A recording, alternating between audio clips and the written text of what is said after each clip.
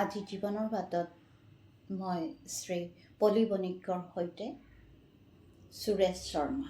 নমস্কাৰ। সুৰেশ শৰ্মা মূলতঃ এজন ইলেক্ট্ৰিচিয়ান, কিন্তু ইলেক্ট্ৰিচিয়ান হ'লেও তেখেত ক্লাছিকেল সংগীতত বিশাৰদ আৰু লগতে তাবলাত বিশাৰদ, হয়নে? সেয়েহে তেওঁ অলপ বেলেগ। এজন ইলেক্ট্ৰিচিয়ান বুলি ক'লে আপুনি ঘৰত যেতিয়া মাতিব আপোনাৰ লাইটটোৰ বাবে বা আপোনাৰ যাৱতীয় যিখিনি কাম কাজ ঘৰত আছে ইলেক্ট্ৰিচিটিৰ, কিন্তু আপুনি যদি তেওঁৰ লগত এটা শব্দও মানে দিয়া থোৱা কৰিছে, তেতিয়া আপুনি লাহে লাহে তেওঁৰ ভিতৰখন গম পাব যে তেওঁ এজন বেলেগ ধৰণৰ ব্যক্তিত্ব সম্পন্ন ল'ৰা। গতিকে আজি মই ভাবিছোঁ কি আপোনালোকেও জানকচোন, কিয় তেতিয়া তেওঁৰ লগত কথা পাতিলে তেখেতৰ মনৰ ভিতৰখন সদায় এক আধ্যাত্মিক মানে চিন্তাৰে ভৰপূৰ দেখোঁ। মই আজি জানিব খুজিছোঁ, লগতে তুমি আমাৰ দৰ্শকসকলকো জনোৱা যে এই যে মনৰ ভিতৰত তোমাৰ আধ্যাত্মিক চিন্তাটো, এই আধ্যাত্মিক চিন্তাটো আচলতে কেনেকৈ তোমাৰ মনৰ ভিতৰত জন্ম পালে? জন্ম পোৱা মোৰ উদ্দেশ্যটো হ'ল, মই একমাত্ৰ এই হৈছে মই সৰুৰ পৰাই ভগৱানৰ প্ৰতি মোৰ অশেষ শ্ৰদ্ধা আৰু প্ৰণাম ভক্তিভাৱে মই সেৱা কৰি আহিছোঁ আৰু ভগৱানৰ ওচৰত বিশ্বাস ৰাখি কৰ্মত মই যোগদান কৰিছোঁ। মই আগতে সংগীতত চৰ্চা কৰিছোঁ। সংগীতটো মোৰ সংগীত বাৰু তুমি আমাৰ দামোদৰ বৰা ছাৰৰ ওচৰত সংগীতাচাৰ্য ন? সংগীতাচাৰ্য উপাধি পাইছিলে তেওঁৰ ওচৰত মই যাই শিকিছিলা? তেওঁ সৰুৰ পৰাই তেওঁৰ ওচৰত যাই ধুনীয়াকৈ দেউতাই তেওঁ স্কুলত মোৰ মানে চাকৰি তাতে কৰিছিলে, সংগীত স্কুলতে। তাতে তাৰ জৰিয়েই তুমি গৈ তাতে সংগীত চৰ্চা কৰিছোঁ। লগত মই সংগীতটো লগত সংগীত আৰু তাবলা দুটাই বহুবাৰ দেখিছোঁ যে তোমাক ছাৰৰ লগত, দামোদৰ বৰা ছাৰৰ লগত। তেখেত এতিয়া নাই এই পৃথিৱীত, কিন্তু তেখেত সদায় অমৰ। তেওঁ বহুতজনক সংগীত বিয়পাই দিছে, এইমূৰৰ পৰা সিমূৰলৈকে আপোনাৰ যি গোটেই অসমখনতে তেওঁ প্ৰচাৰ কৰিছে। ছাত্ৰ ছাত্ৰীসকল আছে শিকি বহুতে জীৱিকা ৰূপেও ল'লে সংগীতক, হয়নে? ল'লে। আৰু ছাৰে বহুত কষ্টৰ মাজতে তেওঁ সংগীতটো শিকি আহিছিলে ভাতখণ্ডে লক্ষ্ণৌৰ পৰা। তাৰপিছত শিকি আহি ইয়াতে সংগীতটো আৰম্ভ কৰিলে সুৰশ্ৰী সংগীত মহাবিদ্যালয়ত, বৰা ছাৰ্ভিচত। হয়। তাতে ছাৰৰ বাইদেউ, ছাৰৰ তিনিজন ল'ৰা ছোৱালী ন? ছোৱালী দুগৰাকী আৰু তেখেতৰ ল'ৰা তিনিওগৰাকীয়ে কিন্তু তাতে গান শিকায়। মানে সকলোকে ছাৰে মানে সংগীত শিক্ষা দি গৈছে। ছাৰে আমাৰ ঘৰুৱা ফেমিলিৰ নিচিনা আছিলে। তেওঁ আমাক কিবা এই হ'লে আমাক এই কৰা তাৰ মাজতে যে যিটো ভক্তিমূলক চিন্তা সংগীতৰ জৰিয়ে তোমালে আহিল নে তুমি বেলেগকে কিবা পুথি অধ্যয়ন কৰা? মই ভক্তি বহুত এই কৰোঁ, মই বহুত শ্ৰদ্ধা ভাৱ এই কৰোঁ। সদায় এজন কৰ্ম কৰিবলৈ হ'লে আমি সদায় আমাৰ ওচৰত শক্তি এটা প্ৰয়োজন হয়। এই শক্তিটো হৈছে আপোনাৰ পৰমাত্মাই দিয়া শক্তি। এই 5টা তত্ত্বৰ শৰীৰটো যেতিয়া গঠন হয়, এই শৰীৰটো আমাৰ পৰমাত্মাই দিয়া বস্তুৱে হয়, উপহাৰ এটা। এই শৰীৰটো আমি সদায় শুদ্ধ পবিত্ৰ হিচাপে ৰাখিব লাগে। শৰীৰটো হয়নে? শৰীৰটো যেতিয়া শুদ্ধ হ'ব, তেতিয়া আপোনাৰ মনবিলাকো শুদ্ধ হ'ব। শৰীৰটোত শুদ্ধ হ'লে আপোনাৰ বিচাৰবিলাকো শুদ্ধ বিচাৰবিলাক আহিব।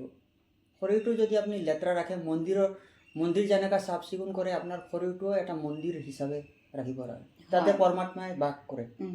আত্মা পৰমাত্মাৰ লগত সংযোজন হয়। যেতিয়া আমি ধ্যান তপ বা কৰোঁ, তেতিয়াই আমি অনুভৱ কৰোঁ। তুমি ইমান ডাঙৰ ডাঙৰ কথা কৈছা যে এইবিলাক তুমি পঢ়ি পেলাই আহৰণ কৰিছা নে কাৰোবাক শুনিছা? কোনোবা গুৰু আছে নে কি কথা? গুৰু মানে মই সৰুৰ পৰা মোৰ গুৰু, একমাত্ৰ গুৰু মই কৃষ্ণ গুৰুক মানো। কৃষ্ণ গুৰু মানে আমাৰ নামঘৰত সদায় মই চাকি বন্তি জ্বলাওঁ। আমাৰ যে যি বৈষ্ণৱ নামঘৰ, বৈষ্ণৱ নামঘৰত। তোমাৰ ঘৰ খৰণীয়া, দক্ষিণ খৰণীয়া। দক্ষিণ খৰণীয়াত। সৰুৰ পৰাই আৰু তোমাৰ দেউতাই সৰুৰ পৰা দেউতাই সৰুৰ পৰা এজন উকিলৰ ঘৰত আছিলে। তেওঁ উকিলৰ ঘৰত সৰুৰ পৰা আহি তেওঁৰ উকিলৰ বহুত গৰু গাইবিলাক আছিলে, তেওঁক চোৱা চিতা কৰিছিল মোৰ দেউতাই। কি জানি ভগৱানে এই মোক এনেকুৱা ভাবে, যেতিয়া শ্ৰীকৃষ্ণই গৰুবিলাকক ভাল পাইছিলে, কৃষ্ণই বাঁচৰি বজাই গৰুবিলাকক আকৰ্ষণ যেনেকুৱা কৰি গোবিন্দ বুলি কোৱা হৈছিলে, তেনেকুৱা মোৰ মনতো ভগৱানৰ এটা লীলা। মানে সৰুৰ পৰাই তুমি সেই গো মাতা বুলি যি কয় ন, সেইটো দেখি দেখি তাৰ পৰা তাৰমানে তুমি যিটো ভাৰতীয় যিটো আমাৰ সংস্কৃতি সেইটো শিপাইছিলে চাগে। হয় হয়, চাগে মোৰ দেউতাৰ কাৰণে মই চাগে আজি ভক্তি কৰিব পালোঁ, শিকি পালোঁ। দেউতাই এফালে সেই গৰু পালিছিলে, মানে তেওঁলোকৰ যত্ন লৈছিলে মালিকৰ অধীনত, আৰু দেউতা সদায় চাগে খুব বিশ্বাসী আছিল মালিকৰ ওচৰত। হয়, সৰু 7 বছৰতে আহি পেলাই তেওঁ এই চোৱা চিতা কৰিছিল। তেওঁ মানে ল'ৰা ছোৱালী নাছিল উকিলৰ, আমাৰ দেউতাক ল'ৰা ছোৱালীৰ নিচিনাকৈ ৰাখিছিলে। আৰু তেওঁৰ কাৰণে তেওঁৰ নামঘৰটো প্ৰতিষ্ঠা আছিলে তাতে, নামঘৰটো এতিয়াও আছে নামঘৰ। তাতে নামঘৰত তেওঁ যোৱাৰ পিছত আৰু নামঘৰত চাকি দিয়া মানুহ নাই কাৰণে তেতিয়া তাৰপিছত চাকি বন্তিৰ আমিয়ে থকাৰ পিছত আমিয়ে তাতে চোৱা চিতা আহিছোঁ। এই ভগৱানৰ কৃপাৰ অনুসৰি তেওঁৱে দিয়া, তোমালোকেই মানে চাকি বন্তি দিয়ে। তেওঁ তাতে নামঘৰত মই চাকি বন্তি জ্বলাই সদায় ভগৱানক প্ৰাৰ্থনা কৰি সদায় কামত ওলাই আহোঁ সৰুৰ পৰাই। আৰু যিখিনি জ্ঞান মই আজি পাইছোঁ এইটো আপোনাৰ প্ৰভুৰ কৃপাতে পাইছোঁ। মোৰ বুলি নিজা বুলি বস্তু এই জগতত কোনো বস্তু নাই, চব প্ৰভুৰে বস্তু। এই শৰীৰটোও আপোনাৰ নিজৰ নহয়, আনকি ভিতৰত থকা শক্তিটোও আপোনাৰ নহয়, আনকি শক্তিটোও পৰমাত্মাই দিয়া বস্তু। এই শক্তিৰ জৰিয়তে আমি জাষ্ট এটা ভাবিব গ'লে, ডিপলি ভাবিব গ'লে তেওঁৰ মতে বস্তুবিলাক কাৰ্যকলাপ হৈ আছে এই জগতত। তেওঁৱে দিয়ে আৰু তেওঁৱে চবখিনি কৰোৱায় মানুহৰ থ্ৰুদি। আমি ভাবোঁ আমি নিজে কৰিছোঁ, আমি কেতিয়াও নিজে এইটো কৰা নাই ভালকৈ চাব গ'লে ডিপলি। আৰু ভাগৱত গীতাত এটা কথাই লিখা আছে, পৰম ভক্তা তেওঁক কোৱা হৈছে শ্ৰীকৃষ্ণ। তাৰমানে পৰম ভক্তা মানে যিমান এই আছে পৰম ভক্তা কোৱা আছে, বাৰু ঠিক আছে, কিন্তু আৰু বহুত কথা আছে। তেওঁৱে কৰ্তা তেওঁৱে ধৰ্তা, এইটো কথাও আছে, বহুত কথা আছে। কিয় কি শ্ৰীকৃষ্ণ হৈছে সম্পূৰ্ণ, তেওঁৱে সম্পূৰ্ণ আৰু কাৰণতকৈ কাৰণ। তেওঁৰ পৰাই চব জীৱ সৃষ্টি, জড় চেতন তেওঁৰ পৰাই সৃষ্টি হয় আৰু তেওঁতে বিলীন হৈ যায় বস্তুবিলাক। সদায় আন্ধাৰৰ পিছত পোহৰ আহে। মই এটাই কৰিছোঁ, যেনেকুৱা ভগৱানে আমাক সদায় পোহৰ এটা দিয়ে, ৰাতিপুৱা সদায় সূৰ্য এটা ওলাই পেলাই ৰাতিৰ পিছত আন্ধাৰ পোহৰ যেনেকুৱা দিয়ে, এনেকুৱাই ভগৱানে আমাক সদায় দিনে ৰাতি এটা পোহৰ দি আছে বিনামূল্যে। তাকো আমি শ্বাস লৈ আছোঁ বিনা এইটোত। ভগৱানে কিমান ডাঙৰ, তেওঁ আমাক দিছে যদি আমি এটা চাকি তেওঁৰ নামতো সদায় জ্বলাব লাগে, তেওঁৰ নামত সদায় জ্বলাব লাগে। কিয় কি তেওঁ দিয়াৰ কাৰণে আমি পাইছোঁ এই পোহৰটো।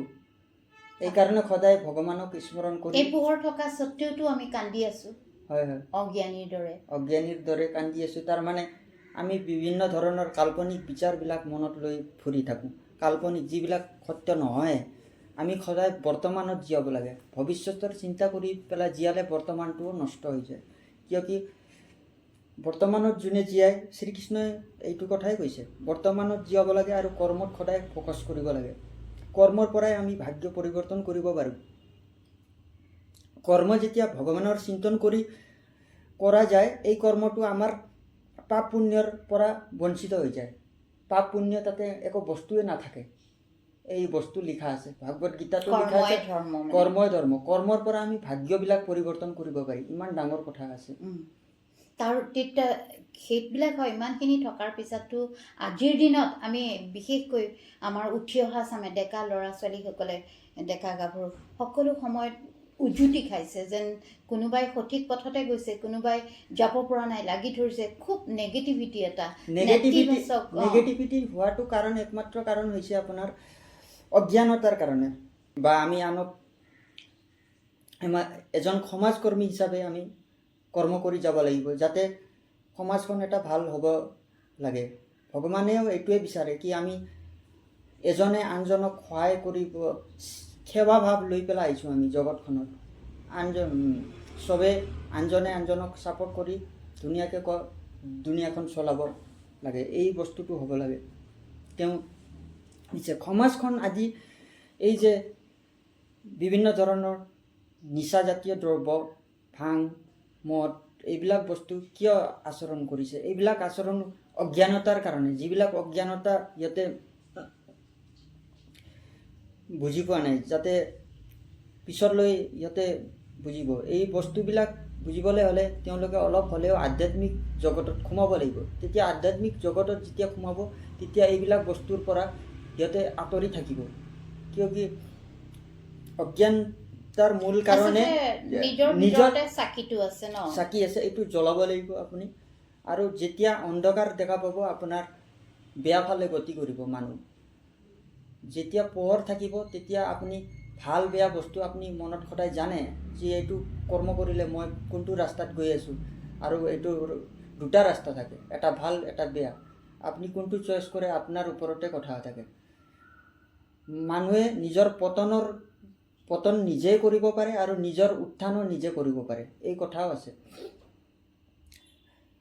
আৰু যেতিয়া আপুনি নিজৰ ভিতৰত অলপ চাই পেলাই আপুনি নিজৰ বা এই কৰি চাই পেলাই জীৱনত আগবাঢ়িব বা নিজৰ কৰ্মৰ দক্ষতাত ধুনীয়াকৈ কৰ্ম কৰি যাব, তেতিয়া আপুনি নিশ্চয় জীৱনত আগবাঢ়ি যাব। আৰু যেতিয়া আধ্যাত্মিক জগতত আপুনি যেতিয়া যাব, আপুনি প্ৰভু পৰমাত্মাই আপোনাক যিমানে বেয়া ৰাস্তা হওক তেওঁৰ পৰা ওলাই পেলাই হ'লে আপোনাক ভাল পথত দিশা দেখাব।